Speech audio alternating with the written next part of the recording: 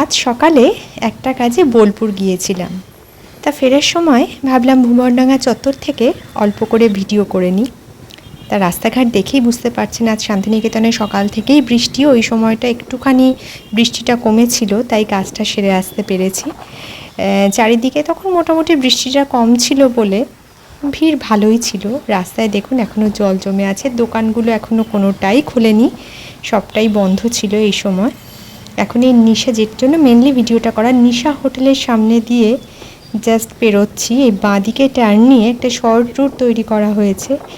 দেখুন কি এই পুকুরের পরিবেশটা অসাধারণ লাগে, একটা বেশ বড় সড়ো পুকুর আছে, খুব মনোরম দৃশ্য। এইটাই মেনলি তোলার আজকে ইচ্ছা ছিল। খুব সুন্দর, মানে গরমকালে বেশ ঠান্ডা হাওয়া দেয়, এখানটা দিয়ে পেরোতেও ভালো লাগে।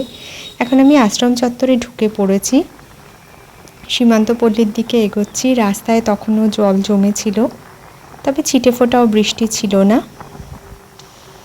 এই পাশের এই চত্বরগুলোতে অনেক কোয়ার্টার্স ছিল, পুরনো হয়ে যাওয়ার পর সেগুলো ভেঙে দিয়েছে, আর নতুন করে হচ্ছে না। এখন আমি হেলিপ্যাড ময়দানের পাশ দিয়ে যাচ্ছি। এইখান দিয়ে এগিয়ে বাঁদিকে টার্ন নিয়ে অরশ্রী হয়ে ঢুকে যাব।